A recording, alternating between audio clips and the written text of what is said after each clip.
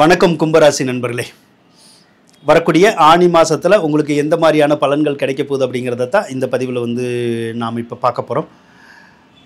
முதலாவதாக சனி பகவானவே பார்ப்போம். 7.5 சனி நடந்துகிட்டு தான் இருக்குது. அதனால் எதை செஞ்சாலும் கொஞ்சம் நிதானமாக செஞ்சீங்கன்னா சரியாக இருக்கும். பொதுவாக இந்த வாகன சம்மந்தப்பட்ட வேலைகள் செஞ்சுக்கிட்டு இருந்தீங்கன்னா கவனமாக இருங்க. அதாவது ஒரு டிரைவராக இருக்கிறது, கண்டக்டராக இருக்கிறது, அந்த மாதிரி இருந்தீங்கன்னா கொஞ்சம் கவனமாக இருங்க. அதில் டிரைவராக இருக்கிறது, கண்டக்டராக இருக்கிறது, மெக்கானிக்காக இருக்கிறதெல்லாம் கூட ஒன்றும் பிரச்சனை இல்லை. ஆனால் சொந்தமாக வாகனத்தை வச்சு இயக்கிக்கிட்டு இருக்கோம்ல, ஏதோ ஒரு வண்டியை வச்சு நம்ம தொழில் செஞ்சுக்கிட்டு இருக்கோம்ல, அவங்கெல்லாம் கவனமாக தான் இருக்கணும். ஏன்னா அவங்களுக்கெல்லாம் அந்த வண்டி வாகனங்கள் கரெக்டாக செட் ஆகாது. அடிக்கடி ரிப்பேர் ஆகிட்டே இருக்கும், அடிக்கடி செலவு வச்சுக்கிட்டே இருக்கும், நம்மளால் செலவழிக்க முடியாது, எங்கேயாவது போலீஸில் போய் மாட்டிக்கும், மறுபடியும் அதை எடுத்துகிட்டு வரணும், அல்லது டீவ் கட்ட முடியாது. அதனால ஃபினான்ஸ்காரவங்க வண்டியை கொடுன்னு கேட்டு தூக்கிட்டு போயிடுவாங்க. ஸோ இந்த மாதிரியான பிரச்சனை எல்லாம் இருக்கும். அல்லது அந்த வாகனங்களுக்கு சரியாக தொழில் கிடைக்காது, வேலை கிடைக்காது. அதனால் வண்டி எப்பயுமே சும்மாவே நின்றுக்கிட்டே இருக்கும். அதனால் அந்த வண்டி சம்மந்தப்பட்ட தொழில் கரெக்டாக வரமாட்டேங்குது.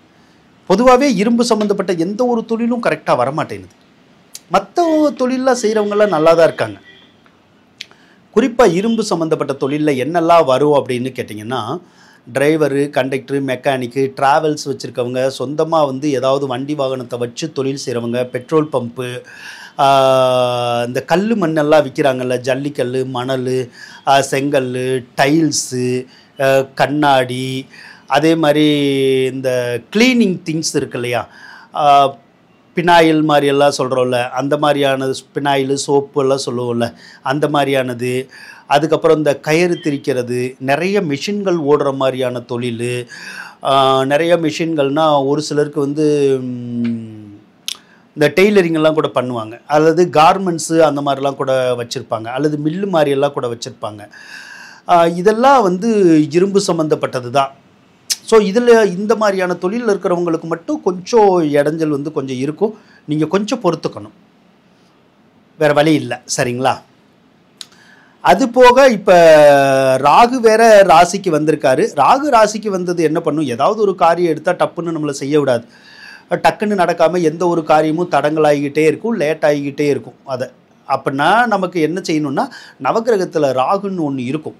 அதை வெள்ளிக்கிழமை 10 to 12 போய் ஒரு நல்லெண்ணெய் விளக்கு ஏற்றி, ராகு பகவானே ஒன்றால் எனக்கு ஏற்படுற சர்வ தடங்கள் விலகணும், நான் இப்போ இந்த காரியம் செய்ய போகிறேன், எனக்கு இந்த காரியத்தில் தடங்கள் வரக்கூடாது, அல்லது நான் இப்போ செஞ்சுக்கிட்டு இருக்க காரியத்தில் தடங்கள் வரக்கூடாது அப்படின்னு நீங்கள் எதை நினச்சி வேண்டுனாலும் வேண்டலாம்.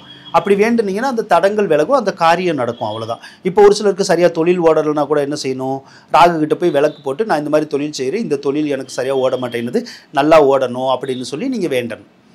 அப்படி வேண்டிக்கிட்டே இருந்தீங்கன்னா உங்களுக்கு கொஞ்சம் நல்லா இருக்கும். 7ல் கேது இருக்குது. பொதுவாக 7ல் கேது இருக்கக்கூடாது. 7ல் கேது இருந்தால் அந்த திருமணம் முடியாதவங்களுக்கு திருமணத்தை முடிச்சு கொடுக்காது, ஒரு மாதிரி தடங்கள் பண்ணிக்கிட்டே இருக்கும். அது இன்னொரு 1.5 வருஷத்துக்கு அதை அப்படி தான் செய்யும். அதேமாதிரி கல்யாணம் ஆனவங்களுக்கு கூட அந்த கருத்து வேறுபாடுகளை உருவாக்கி விட்டுரும். ஏதாவது ஒரு வகையில் கருத்து வேறுபாடு வரும். அந்த கணவன் மனைவிக்குள்ளே சண்டை சச்சரவு வரும். ஒரு சிலருக்கெல்லாம் தகாத உறவுகள் ஏற்பட்டுரும். உங்களுக்கோ உங்களுடைய கணவனுக்கோ மனைவிக்கோ அந்த மாதிரி வந்துடும். அதனால் கொஞ்சம் கவனமாக இருக்கணும். அந்த தகாத உறவுகளுங்கிறது எல்லாத்துக்கும் வராது, ஆனால் கண்டிப்பாக ஒரு சிலருக்கு வந்துடும்.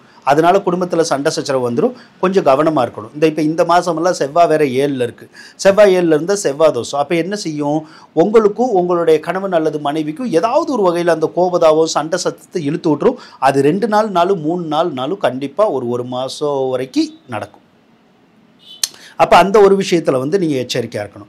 அடுத்து இப்போ சுக்கிர பகவான் உங்களுக்கு 3வது ராசியில் தான் இருக்கார். சுக்கிரன் 3ல் இருந்தால் நல்லதானா, நல்லது தான். எடுத்த காரியங்கள் நடக்கும். ஆனால் வீடு மாறணுன்னா சிலருக்கு மாறலாம், அல்லது ஊர் மாறணும்னு நினச்சா கூட சிலர்னால் மாற முடியும். ஒரு சிலருக்கு ஒரு சொத்தை கொடுக்கணுன்னாலும் கொடுக்கலாம், அதாவது விற்கணுன்னாலும் விற்கலாம், அல்லது ஒரு சொத்தை விற்றுட்டு வேற ஒரு சொத்து வாங்கணுன்னாலும் வாங்கலாம், ஒரு வீடை கொடுத்துட்டு இன்னொரு வீடு வாங்கணுன்னாலும் வாங்கலாம், ஒரு வீடை கொடுத்துட்டு இன்னொரு வீடு கட்டணுன்னாலும் கட்டலாம், அல்லது ஏதோ ஒரு வகையில் சொத்து பாக பிரிவினை எல்லாம் செய்கிறோம்ல, அந்த மாதிரிலாம் ஏதாவது செய்யணுன்னாலும் செய்யலாம். அல்லது சொத்தை அடமானம் வைக்கிறது, அல்லது குத்தகைக்கு விடுறது, ஒத்தி வைக்கிறது, இந்த மாதிரிலாம் சொல்கிறோம்ல, லீஸுக்கு விடுறதெல்லாம் சொல்கிறோம்ல, இந்த மாதிரி ஏதாவது செய்யணுன்னாலும் உங்களால் செய்ய முடியும்.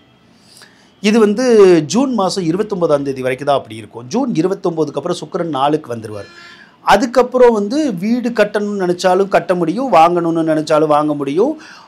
ஏதோ ஒரு வீடு வந்து வில்லங்கத்தில் இருக்குது, நமக்கு கிடைக்கல, அது வேணும்னு நினச்சா அது கூட கிடைக்கும். எலக்ட்ரானிக் பொருள்கள் நிறைய வாங்கலாம். வாகனங்கள் எதுவும் வாங்கணுன்னா கூட உங்களால் வாங்க முடியும். ஆனால் வாகனங்கள் வாங்குறது சொந்த பயன்பாட்டுக்காக தான் வாங்கிக்கணும், தொழிலுக்காக வாங்கக்கூடாது. ஏன்னா 7.5 சனி வேற ஓடிட்டுருக்கு. அடுத்து உங்களுடைய தாயாருக்கு நல்லா இருக்கும். பிரிந்த உறவினர்கள் கூட ஒன்று சேர்றதுக்கான வாய்ப்புகள் இருக்கும். அதுக்கப்புறம் சொத்தில் இருக்கிற பிரச்சனைகள் வந்து விலகும். சொத்தில் இருக்கிற சிரமங்கள் சிக்கல்கள் எல்லாமே வந்து சரியாயிடும். என்ன பிள்ளைகளுக்கு மட்டும் கொஞ்சம் மருத்துவ செலவுகள் வந்து வரும் ஏதாவது ஒரு வகையில், அவ்வளோதான். அதே மாதிரி உங்களுக்கு சூரியன் 5ல் தானே இருக்கார். சூரியன் 5ல் இருந்தாலும் பெத்த பிள்ளையோட கொஞ்சம் கருத்து வேறுபாடு வரும். இல்லைன்னா பிள்ளைகளுக்கு ஏதாவது கண்ணில் உபாதை வருதில்ல, நோய் நொடி வருதில்ல, அந்த மாதிரி வரலாம்.